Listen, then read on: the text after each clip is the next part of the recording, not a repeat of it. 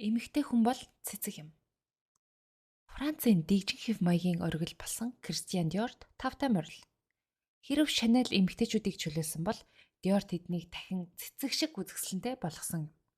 Өнөөдөр бид Кристиан Диорын амьдралын гүн рүү нэвтрэн түүний нууцлаг Таро картны донтолт нацистийн хорих лагерт тамлагдсан дүүгийнхэн түүхээс эхлээд энэ брендийг тодорхойлдог маш сонирхолтой баримт загварын ертөнцийг өөрчилсөн 5 бүтээлтэй танилцах болно.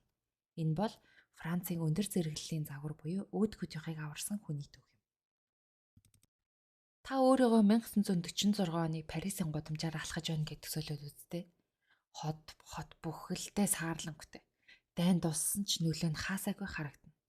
Даавны хомсдлоос болоод эмэгтэйчүүд цэргийн загвартай нэвсгэр хөрмөн өмсөж байна. Гоо үзэсгэлэн гэдэг зүйл алс хооллын дурсамж. Дэлхийн ертөнцид дахин хизээж хүртэж чадахгүй тансаглал мэт санагдаж байлаа. Гэвч 1947 оны 2 дугаар сарын 1 хүйтэн өглөө дипломатч болох ёстой байсан ч хувь заяагаа өөрөөр эргүүлсэн 41 настай нэгэн ир Трент Авеню Монтань хаягт байрлах жижигхэн байшингийнхан өвд хаалгыг нэв. Түүний танилцуулсан цуглуулга дэлхийн ертөнцийг цочроож хитрхи үрлэгэн гэж шүүмжлүүлэн гудамжинд эсэргүүцлийн жагсаал хүртэл өрнүүлсэн юм. Нэгэн сэтгүүлж "Энд чи ямар шинэлэг төрх вэ" хэмээн дуун алдснаар дэлхийн ертөнц дахин хизээж өмнөх шигэ байхаа болсон билээ. Диорыг ойлгохын тулд Францын Норманди дахь Гранвиль хотыг ойлгох хэрэгтэй. Та Диорын бүтээгдэхүүн дээр Гранвиль гэдэг нэрийг харж байсан уу? Энэ бол зүгээр нэг загварын нэр биш. Кристиан Диорын бүхий л амжилтын эхлэл. Түүний хамгийн нандин дурсамж шингэсэн газар юм. Гранвиль бол Францын Норманди дахь далайн эргийн үзэсгэлэнт хот бөгөөд энэ хотод Кристиан 1905 онд төрж Нормандийн тэнгис рүү харсан үзэсгэлэнт ягаан байшинд бага насаа өнгөрөөсөн байдаг. Түүний ээж Мадлен цэцэрлэгт хүрээлэнд ухаангүй хайртай нэгэн байв. Бусад хүүхдүүд гадаа тоглож байхад Кристиан ургамлын каталогоос цэцэгсийн нэрсийг цээжилж суудаг байлаа. Түүний насан туршийн цэцэгт хайртай. Тэр дундаа Lily of the Valley хүндийн сараанад дурлах сэдэл эндээс эхэлсэн юм. Диор өөрийн намтартаа "Миний амьдрал, миний хэв маяг энэ байшингийн байршил архитектурт бүх өрөө төлөөстэй" гэж бичсэн байдаг. Түүний загварт давмгаалдаг зөөлөн ягаан болон саарал өнгөнүүд яг л энэ байшингийн хан замын хайрцагнаас үүдэлтэй юм. Өнөөдөр Dior брэнд энэ нэрийг хэд хэдэн алдартай бүтээгдэхүүнээрээ мөнхөлж байна. Хамгийн нэгдүгээрт Dior Granville байг. Энэ бол алдарт Lady Dior-ын илүү зөөлөн өдөр тутмын хувилбар юм. Jonathan Anderson-ы шинжилсэн загвар нь 15 инчийн лаптоп багтах зайтай маш практик хэрэглээтэй болсон. Хоёр дахь бүтээл нь Granville Espadrilles. Зуны хамгийн дэгжин сонголт. Брендийн лого бүхий майланган материалаар хийгдсэн энэ гутал нь Granville-ийн далайн эргийн ур амьсгалыг элтэгдэг. Гурав дахь нь Granville Fragrance. Нарс мод, розмарин, лимон эсэнгсэн үнэртэй энэ сүрчиг таныг яг л Нормандийн далайн эрэгт байгаа мэт мэдрэмжийг төрүүлж чадна. Тиймээс Granville бол зөвхөн брэнд биш, харин Кристиан Диорын диваажин байсан юм. Хэрвээ та Францад очивол түүний гэр музейг заавал үзээрэй. Кристиан Диорын аав баян Бордоны магнат байсан бөгөөд хүүгээ дипломатч болохыг хүсдэг байв. Аавынхаа хүслийг дагаж Кристиан улс төрийн шинжлэх ухааны сургуульд элсэн ч шөнийг Парисын урлагийн уушин газрууд Салвадор Дали, Жан Кокто зэрэг уран бүтээлчдтэй өнгөрүүлдэг байлаа. 1928 онд аав нь түүнд урлагийн галерейныг хөрөн гаргаж өгчээ. Гэвч хэдхэн жилийн дараа их хямрал болж аавынх нь бизнес дампуурч ээж нь нас барав. Галерей нь хаагдаж Кристиан орох оронгүй найзынхаа буудан дээр унтаж мөн сүрээ өвчнөр шаналж байлаа. Амьд үлдэхийн тулд тэрээр загварын зураг зурж сурчээ. Тэр зургаа ердөө 10хан центээр зардаг байв. Энэ бол түүний хувьд асар том уналт байсан ч яг тэр хүнд үед мөрөөдлийн уран барилгач жинхэнэ утгаараа төрж байсан юм. Бусад дизайнеруудад туслахаар ажиллаж байгаад эцэст нь Кристианд боломж гарч иржээ. Марсель Бусак хэмээх Даавны хаан түнд хөрөнгө оруулахар болж. 1946 оны 4-р сарын 18-ны орой Кристиан Диор өөрийн загварын ордноо нээх үү үгүй юу гэдэг дээр эргэлзэж түүнд хөрөнгө оруулахар болсон Марсель Бусактай уулзахаар алхаж яв. Яг тэр мөчид гудамжнаас тэр нэгэн жижигхэн зэвэрсэн төмөр од олжээ. Энэ бол түүний хувьд Тэнгэрийн тэмдэг байлаа. Диор тэр одыг аваад энэ бол миний хувь тавилан гэж шийдэн маргааш нь өөрийн брэндээ байгуулахаар зориг шулуутсан гэдэг. Загварын ертөнцийн хаан гэгддэг тэрээр үнэхээр маш сүсэг бишрэлтэй далд ертөнцөд итгэдэг хүн байсан юм. Та итгэхгүй байж магадгүй л дээ. Гэхдээ Кристиан Диор бол маш сүсэг бишрэлтэй хүн байсан байна. Тэрээр өөрийн үзмэрч, зүн бидлэгч мадам Делахетэйгээ зөвлөлдөхгүйгээр ганц ч бизнесийн шийдвэр гаргадаггүй байсан гэдэг. Бүр анх загварын ордноо нээхээс эхлээд загварын шоуныхаа өдөр цаг хугацааг нь хүртэл таро картаар асууж шийддэг байж. Мадам Делахе нэгэнтээ түнд чиний байгуулах загварын ордон дэлхийн өнцөг булан бүрт танигдах болно гэж зөвгөнж байсан нь биелсэн юм. Энэхүү нууцлаг сонирхол нь өнөөдөр Диорын ДНХ-д хадгалагдаж байна. Сүүлийн үеийн Мария Грасиагийн цуглуулгуудад таро картын дөрүүд, одон орны тэмдэгтүүд маш ихээр харагддаг болсон нь Диорын энэхүү нууцлаг түүхэнд хүндэтгэл үзүүлж байгаа хэрэг юм байна. Диор брендийнхэн үүд хаалгаа нээх үед 41 настай байлаа. Загварын ертөнцид энэ бол шинээр эхлэхэд хэтэрхий хөгшин нас. Гэхдээ тэр юу хүсэж байгаагаа яг таг мэдэж байлаа. Тэрээр эмэгтэй хүний гоо үзэсгэлэн эргүүлэн авчрахыг маш ихээр хүсэж байв. 1947 оны 2 дугаар сарын 12. Тэрээр алдарт Барсүйтэй танилцууллаа. Энэ нь маш нарийн бэлхүүс, өргөн ташаа, мөн 20 м орчим давуу орсон юу бүхтэй байв. Тэр үед давуу ховор байсныг санаарай манайхаа. Загвар өмсгч тайзан дээр гарч ирэхэд сэтгүүлчид нулимс туслуулан үзэж байлаа. Harper's Bazaar-ын Carmel Snow гэдэг сэтгүүлч түүнд энэ бол маш шинэлэг төрх буюу New Look гэж хэлсэн түүхэнд үлдсэн юм. Гэвч хүн бүр баяртай байсангүй. Загвар өмсгчид зураг авалтаар гудамжинд гарахад талхны мөнгөгүй зүдэрч байсан энгийн эмэгтэйчүүд тэднийг хит үрлэгэн байна гэж уурлан тэднлүү дайрч хувцсыг нь уурж тасдаж байсан байна. Диор энэ үед юусоо огтоос бууж өгсөнгүй. Тэрээр Европ бөмбөгнөөс хангалттай залхсан одоо тэдэнд салют хэрэгтэй байна гэж хэлсэн юм. Кристиан Диор зөвхөн одонд итгэдэг байсангүй. Өмнө нь дурдсанчлан мөн цэцгэнд ч мөн ухаангүй хайртай нэгэн байлаа. Түүний хамгийн хайртай цэцэг бол хөндийн Сарана юм. Диор загварын шоу болгоныхоо өмнө нэгэн сонирхолтой зан үйл хийдэг байж. Тэрээр бүх шоунд заавал нэг загвар өмсгчөөр өөрийн хайртай цэцэг болох хөндийн Саранаг бариулдаг байсан түүхтэй юм. Бүр заримдаа аз дуудаж загварын шоугаа амжилттай болгохын тулд дайшинзуудынхаа хормой дотор энэ цэцгийг нууж ойдог байсан гэдэг. Энэ бол Кристиан Диорын хамгийн нандин бөгөөд романтик уламжлалуудын нэг юм. Хөндийн Сарана цэцэг бол түүний хувьд итгэл найдвар болон аз жаргалын бэлэгдэл байлаа. Энэхүү цэцгийн анхлын үнэр өнөөдөр ч Диорын ертөнцид амьдарсаар байна. Алдарт Диорissimo сүрчиг бол яг л энэ цэцгийн амьд үнэр юм.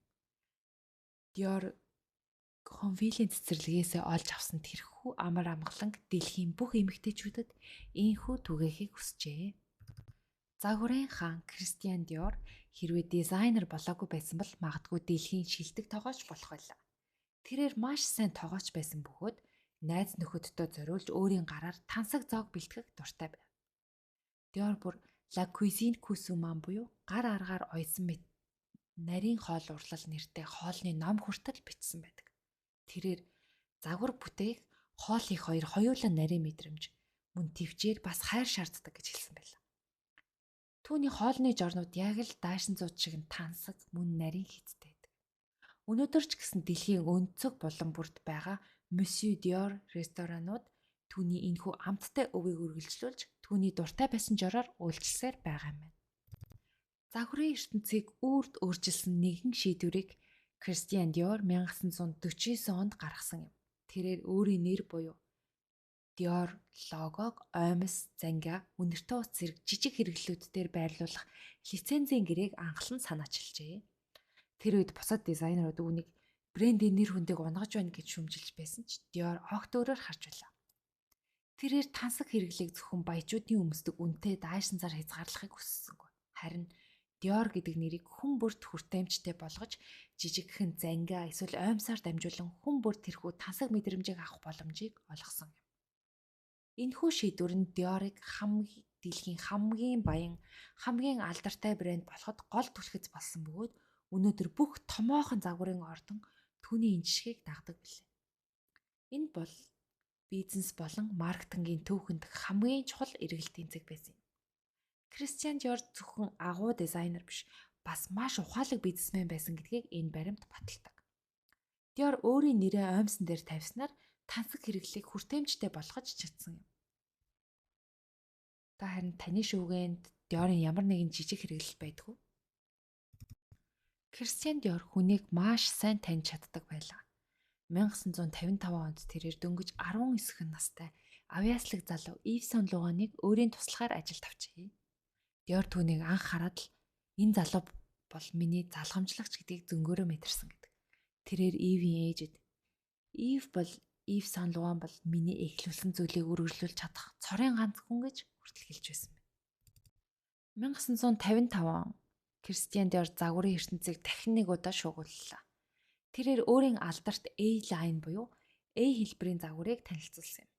Энэ нь мөр хэсгээрээ нарийн харин доошлох тусмаа А үсэг шиг өргөсдөг маш цэвэрхэн дэгжин хэлбэр байлаа. Өмнөх New Look загвар шиг бэлхүүсийг хит шахсан биш харин илүү чөлөөтэй атлаа. Эмгтээлэг байдлыг хадгалж чадсан нь жинхэнэ тесрэлт болсон юм. Сонирхолтой нь энэхүү A хэлбэрийн загвар нь өнөөдөр ч гэсэн дэлхийн хамгийн алдартай бүх төрлийн биеийн галбирт зохицдог сонгодог загвар хэвээр байна. Диор бол зөвхөн хувцас биш, архитектурыг дааван дээр амьлуулж чадсан мастер байлаа. Одоо бүгдээрээ Кристиан Диорын домогт 5 бүтээлтэй танилццгаая. Хамгийн нэгдүгээрх нь Barsuit. 1947 оны 2 сарын 12 Кристиан Диор өөрийн анхны цуглуулгаа танилцууллаа. Тэр дундаас дэлхийн нийтийг алмаар болсон нэгэн загвар байсан нь Barsuit юм. Өмнө нь дурдсанчлан энэ бол Кристиан Диорын түүхэнд хамгийн оргил мөч. Barsuit бол зүгээр нэг хувцас биш. Дайны дараах саарл ертөнцийг өөрчилж эмэгтэй хүний гоо үзэсгэлэн дахин томхоглосон тесрэлт бөгөөд эмэгтэйлэг байдлын сонгодог хэлбэр ба Диор ордны мөнхийн бэлэгдэл юм. Цагаан торгон хүрэн, өргөн дэрвгэр хар юбг. Энэхүү загвар нь эмэгтэй хүний нарийн бэлхүүс, дүүрэн ташааг тодтогч яг л элсэн цаг шиг галбирыг бүтээсэн юм. Яагаад бар гэж нэрлсэн бэ гэж юу? Учир нь энэ хүрм нь тухайн үеийн тансаг зочд буудлуудын бааранд оройн зоогийн өмнө коктейл ууж суугаа бүсгүйчүүдэд зориулагдсан байдаг. Өнөөдөр бар хүрм нь Диорын ордны мөнхийн бэлэгдэл болж үе үеийн дизайнерууд үүнийг шинжлэн бүтээсээр байна. 1995 оны 9-р сард Францын тэргүүн хатагтай Grand Palais ордонд болсон Пол Сезаны уран бүтээлийн үзэсгэлэнгийн нээлтэд оролцохоор Парис хотноо зочилж байсан Даяна гүнжид Dior брендийн нэгэн цүнхийг бэлгэлжээ. Энэхүү гайхалтай элч төлөөлөгчийн ачаар цүнхний нэр тодорхой болсон бөгөөд түүнийг Lady Dior хэмээн нэрлэхээр болсон юм. Мөн оны 11-р сард Аргентин улсад хийсэн албан ёсны айлчлалынхаа үеэр Буэнос Айрест онгоцноос буухта Даяна гүнж уг цүнхийг барьсан байлаа. Тэрхүү агшин гэрэл зурагт мөнхрөн үлдсэн бөгөөд дэлхийд даяар нэн даруй тархжээ. Уг гоёл удалгүй Даяна гүнж хамгийн дуртай загваруудын нэг болж тэрээр бүхий л арга хэмжээндээ барих болсон төдийгүй өөрийн нүдний өнгөтэй хослуулан хар хөхөнгийг захиалж бичээ. Даяна гүнж уг цүнхний орчин үеийн чамин хийцэд дуртай байсан төдийгүй ердөө л өөрт нь сайхан цохиж байсан. Учираас ийхүү түүний нэрээр энэхүү хүсэмжит загварыг нэрлсэн нь зүй ясны хэрэг болсон юм. Та бүхний сайн мэдэх Miss Dior сүрчгний цаана ямар агуу түүх нуугддаг гэж бодож байна. Энэхүү сүрчгийг ямар нэгэн супер модель эсвэл жүжигчний нэрээр бас Кристиан Диор өөрийн төрсөн дүү Катрин Диорд зориулан бүтээжээ. Катрин бол зүгээр нэг дизайнертай холбоотой бүсгүй биш юм. Тэр бол дэлхийн 2 дугаар дайны үед нацистуудын эсрэг тэмцэж байсан Францын эсэргүүцлийн хөдөлгөөний зоригт дайчин байлаа. Тэрээр нацистуудад баригдаж аимшигт хорих лагерт байсан ч эх орныхон төлөө зүрх зориг нь хизээч шантраагүй. Дайны дараа Кристиан Диор дүүдээ зориулж New Look загвараа лонхонд багтаасан мэт тийм англин үнэрийг бүтээхийг хүсжээ.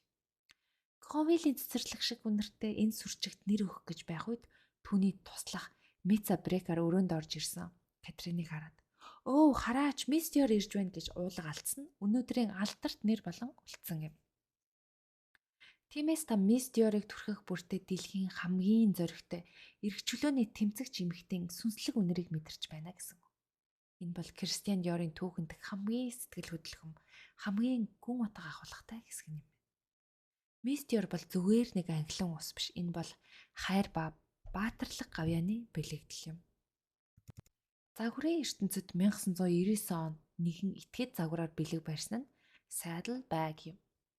Тухайн үеийн Диорын бүтээлч захирал Джон Галлиано морины имэйлээс санаа авч энэхүү өрмөц хэлбэртэй цүнхийг зохион бүтээжээ.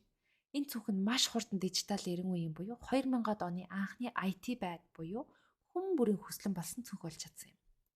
Sex and the City киноны Carrie Bradshaw энэ цүнхийг барьснаар дэлхийд даяар сайдлын галзуурл эхэлсэн гэхэд хэлцдэхгүй. Хэсэг хугацаанд мартагдсан байсан энэ загварыг 2018 онд Мария Грация дахин шинжилэн гаргажээ. Өнөөдөр ч Диорын хамгийн их борлуулалттай үн цэнээ алддаггүй цүнх хэвээр байна. Загварын чих хандлага ирж буцдагч Saddlebag шиг зоримог загвар мөнхөд үлддгийг энэ түүх харуулж байна. 999. Энэ бол Диорын гоо сайхны ертөнцийн хамгийн алдартай код юм. Rouge Dior 999 бол зүгээр нэг уруулын бодог биш. Энэ бол эмэгтэй хүний өөртөө итгэх итгэлийн бэлэгдэл билээ. Кристиан Диор нэгэнтээ би улаан өнгөнд хайртай. Энэ бол амьдралын өнгө гэж хэлсэн байдаг. Тэрээр эмэгтэй хүн бүрийн цүнхэнд дор хаяж нэг улаан өнгө байх ёстой гэж үздэг байлаа. Түүний хамгийн алдартай 999 код улаан өнгө бол загварын ертөнцийн эд шид юм. Яагаад гэж вэ? Учир нь энэ өнгө дэлхийн ямар ч арьсны өнгөтэй эмэгтэйд төгс зогцдог гайхалтай пигменттэй юм. Энэхүү 999 гэдэг тоон Диорын анхны гаргаж байсан 9 болон 99 дугаартай улаан өнгөнүүдийн нэгдэл бөгөөд өнөөдөр дэлхийд даяар хэдхэн секунд тутамд нэг ширхэг борлогддог домогт бүтээгдэхүүн болсон юм. Улаан урвал бол эмэгтэй хүний хамгийн хүчирхэг зэвсэг гэдгийг Диор энхүү баталжээ. J'adore Dior. Тэдний алдарт алтлаг өнгөтэй сүржиг дэлхийн хамгийн их борлуулалттай үнэртнүүдийн нэг юм. Энэ бол Диорын орчин үеийн түүхэнд хамгийн том амжилт буюу алтлаг 90 үеийн бэлэгдэл юм. J'adore бол зүгээр нэг үнэртэн биш. Энэ бол дээд зэрэглийн тансаг байдал болон эмэгтэй хүний хүч чадлыг илэрхийлэл. Хэрвээ Диорын ертөнцийг нэг өнгөөр илэрхийлгээвэл тэр нь гарцаагүй алтлаг өнгө байх болно. 1999 онд худалдаанд гарсан J'adore сүрчиг нь өнөөдөр дэлхийн хамгийн их борлуулалттай үнэртнүүдийн нэг төдийгүй Диорын хамгийн том бахархал. Энэхүү сүрчигний лонхны загвар эмэгтэй хүний биеийн галбир дүрсэлсэн бөгөөд хүзүүний алтлаг цагараг нь Масай омгийн эмэгтэйчүүдийн гоёл болон Диорын өөрийнх нь N8 загвараас санаа авсан байдаг. Илан илан Дамаск сарнэ Жасмин буюу мэлрэг цэцгийн холимог энэ үнэр нь цэцэгс бол бурхны дараах хамгийн үзэсгэлэнтэй бүтээл гэж хэлдэг байсан Кристиан Диорын үзэл бодлыг төгс илэрхийлдэг. Жүжигчин Чарлиз Терон алт бол зүгээр л төмөр харин J'adore бол амьдрал гэж хэлдэг сурталчилгаатаас ханж байгаа. Энэхүү сүрчиг нь Диорыг орчин үеийн зах зээлд тэргүүлэгч хэвээр үлдэхэд хамгийн том нөлөө үзүүлсэн юм. 1957 оны 10 дугаар сарын 24 загварын ертөнцийнхэн агуу хаанаа алдсан юм.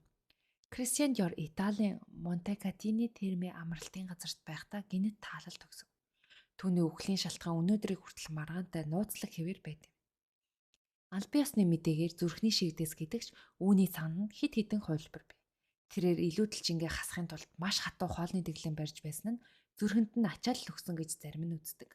Харин зарим их сурвалжууд түүнийг хөзөр тоглож байхдаа хит их догтлолсноос болж зүрхэн зогссон гэж ярьдаг байна. Кристиан Диорыг нас барсны дараа дөнгөж 21 настай залуу хүн Yves Saint Laurent Диорын ахлах дизайнер болж брендийг дампуурлаас аварч байсан түүхтэй. Тэрээр багшийнхаа уламжлалыг хадгалахын зэрэгцээ загварын ертөнцид шин салхи оруулж Dior брендийг дампуурлаас аварч чадсан түүхтэй. Багш Шав хоёрын энэхүү холбоо нь өнөөдрийн Haute Couture-ийн үндэс суурийг тавьсан юм. Энэ бол загварын ертөнцийн хоёр агуу титаныг холбосон хамгийн чухал түүхэн мөч байлаа. Dior бол зөвхөн агуу дизайнер биш, бас агуу багш байсныг энэ баримт харуулдаг. Dior мөн зөвхөн брэнд биш харин мөрөөдөл, эд шид, хувь тавилангийн нийлбэр юм. Өнөөдөр Dior бол зөвхөн хувцас биш, гоо сайхны салбарт Dior Beauty дэлхийд тэргүүлэгч. Тэдний уруулын будаг арьс арчилгааны бүтээгдэхүүн тансаг байдлыг өдөр тутамдаа мэдрүүлдэг. Кристиан Диор миний загварууд эмэгтэй хүн бүрийг хатан хан шиг мэдрүүлэх ёстой гэж хэлдэг байжээ. Тэрээр дайнд нэрвэгдсэн дэлхийн ертөнцид гоо үзэсгэлэн дэгжин байдал гэдэг бол зүгээр нэг хөнгөн хумгай зүйл биш, харин хүний сэтгэл зүрхэнд зайлшгүй хэрэгтэй зүйл гэдгийг сануулсан. Кристиан Диор би бүсгүйчүүдийг зөвхөн үзэсгэлэнтэй биш, илүү аз жаргалтай болгохыг хүсэж байна гэж хэлдэг байж. Тэрээр 10 жилийн дотор үүнийгээ биелүүлж дэлхийн загварын түүхийг шинээр бичсэн юм. Таны хувьд Кристиан Диор гэж хэн бэ? Түүний аль түүх хамгийн ихээр гайхшруулав? Доор сэтгэл хэсэгт бидэнтэй хуваалцаарай. Хэрвээ танд энэ бичлэг таалагдсан бол лайк дараад subscribe хийж суугт маань нэгдээрэй. Дараагийн дугаараар дахин уулзтлаа. Түр баяр та.